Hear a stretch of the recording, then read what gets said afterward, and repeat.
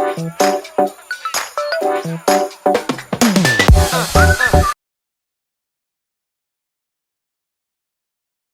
so now we're at section 2 and we're going to be looking at the trigonometry and the geometry part of the paper. And it says a circle shown below has center O and the points A, B, C, D lying on the circumference. A straight line passes through the points A and B.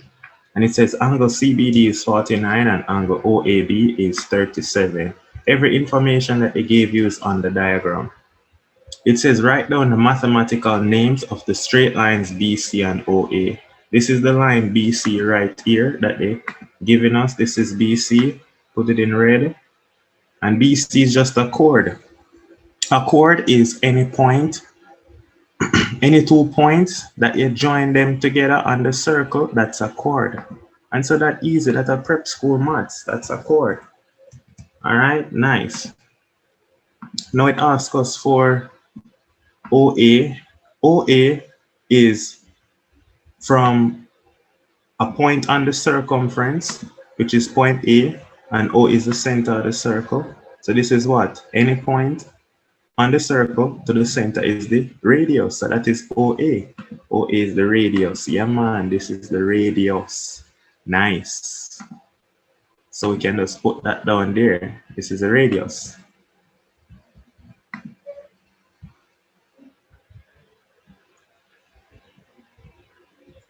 So write that down. Sorry about that. OA is the radius. Nice. All right, let's look at the next part of the question. It says determine the value of each of the following angles. So we want to determine angle X. So we need to find angle X. Let's see how we're going to find angle X. So let's go back.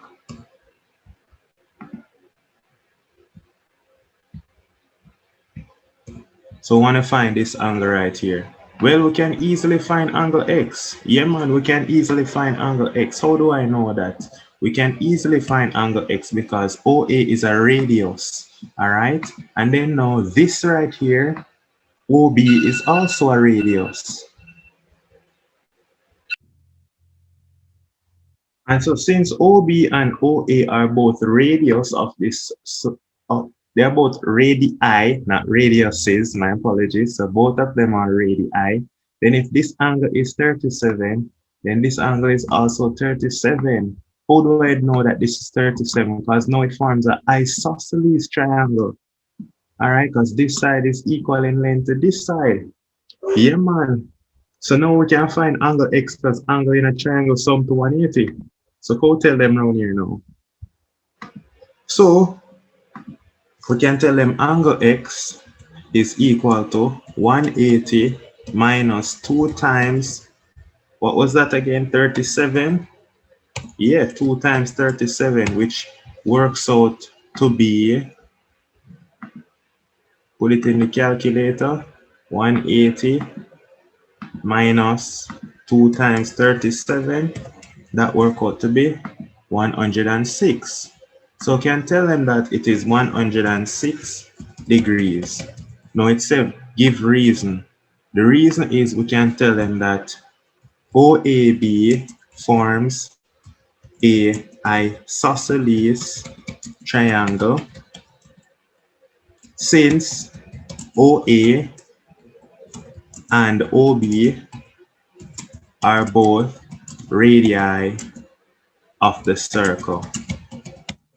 And so that's why X is 106. Yeah, man, because angle in a triangle sum to 180. All right. Then angles in a triangle sum to 180. All right. Nice and easy. So that's the reason why X is like that. X is 106 degrees. So see it here again. Just to go back around there.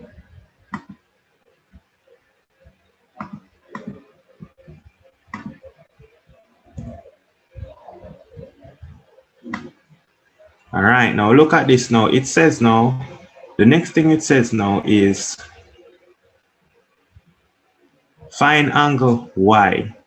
Find angle Y and give you a reason. All right, find angle Y.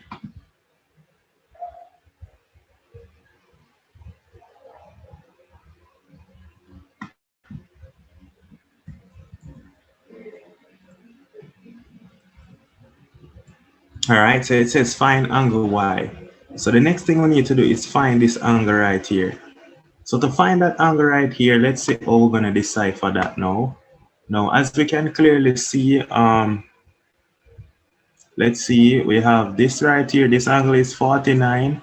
Okay, and we need this angle at Y. Now, what do we know about this triangle now? So we need to concentrate on this triangle in order to find angle Y. Let us focus on this triangle. All right, this is the triangle we want to focus on.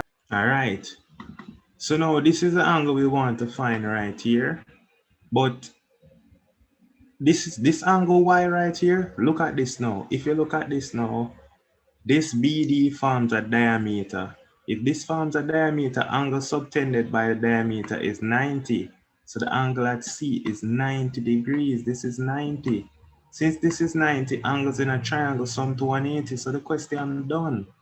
So we can tell them now, say, yeah, man. So we can find Y now. Y is going to be equal to 180 minus 90 degrees plus the next angle, which was 49, I think. And so that end up be, you put that in a calculator and I think you get 41 degrees. Nice. Now the reason is, again, we can tell them that, let's go to a page and go back. This is BD forms a diameter. So tell them BD forms a diameter, and so angle at C subtended by the diameter is 90.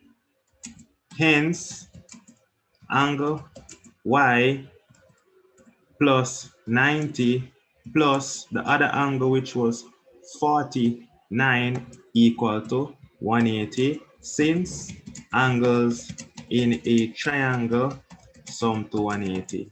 So that's the reason if you want to give them a nice little one. And that's it. Nice.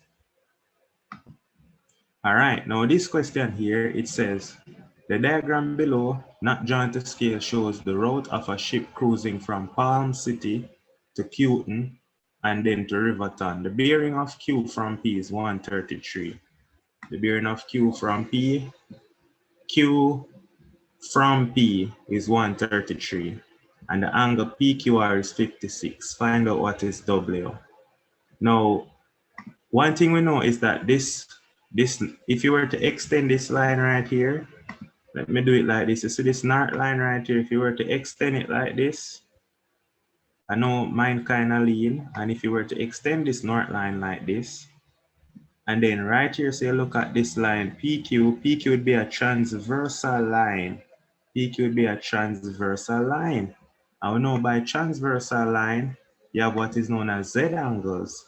Angles on a straight line is 180, so this piece right here would be 47, since angles on a straight line sum to 180. And so out here, so it's going to be 47.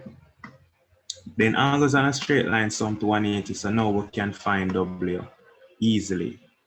All right, is it 47? 47 and 133, yeah, that's right. So now we can set W plus 56 plus 47 equal 180. And so what you end up getting is W is equal to 180 minus, in bracket, 56 plus 47. All right, that's what we want to see. And now we can work out W. So just to punch it in the calculator. All right, 180 minus, in bracket, 56 plus 47. Put that in the calculator, we get 77. So that is W. So W equals 77 degrees. Nice. All right, moving right along. Did I skip anything? No. All right, next thing it says, determine the bearing of P from Q. Determine the bearing P from Q. From Q, the bearing P from Q, if this is Q, P from Q is all of this angle. P from Q is all of this angle would be the bearing. So see Q here, we'll go all of this angle is the bearing of P from Q. Because Q is the from position. It's like you draw a knot line right there. So it's all of this angle. So the bearing of P from Q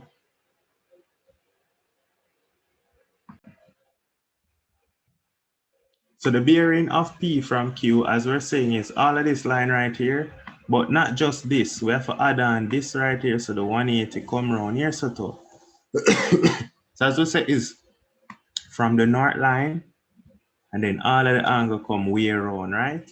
So in reality, the bearing of P from Q, just to put it down now, nice, it's equal to 180 plus that 77 plus that, what was that angle again? 77 plus 56.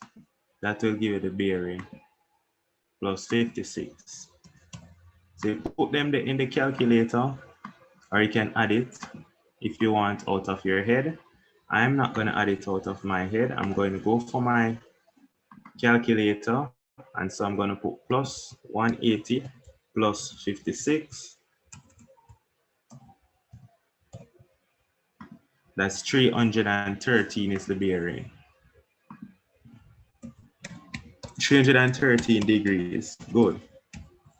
Now the next thing it said is calculate distance RP. So we need to find the distance RP. RP is this distance right here. Whenever you have two sides at an angle, you use cosine rule. So since we're going to find the distance RP, let me remove these lines so we can see what I'm going.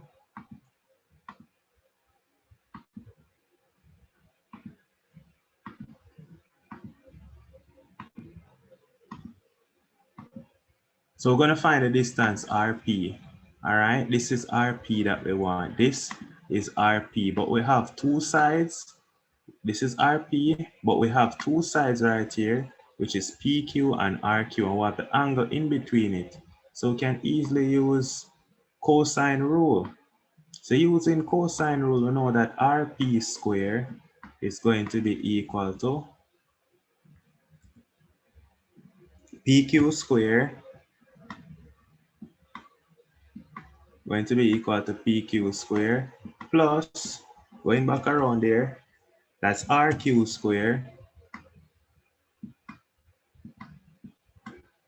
plus 2 times PQ times RQ times the cosine of the angle between them, which is a cosine of, I think it was 56 degrees.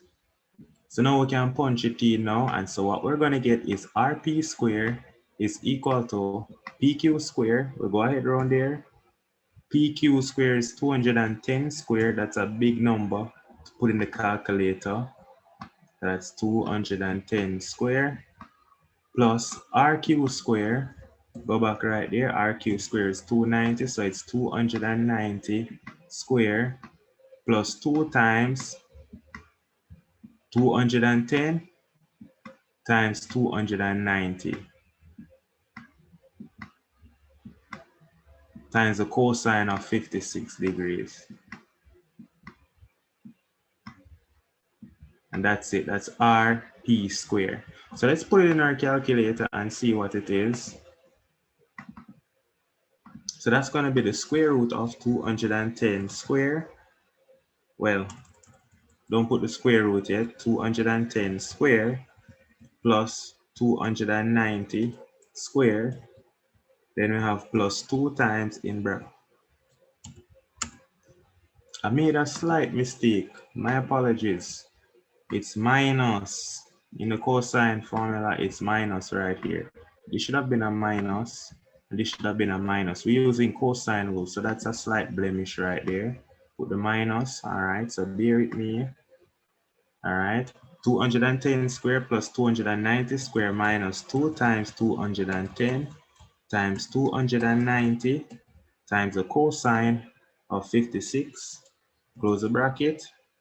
That's what you get. So RP square is 60,090. RP square is equal to 60,090. So in order to get RP, you need to square root both sides. And so RP is equal to the square root of all of that. It's the square root of 60,090. So we're going to square root it in our calculator. So just take square root of the answer, 245. See there, 245. So RP equal 245, and I think it's kilometers. Let's go back to check to make sure. Kilometers, go back. Yeah, kilometers, 245. And that's it, that's question 10. This one was one of the easiest question 10 you'll ever see. All right. Now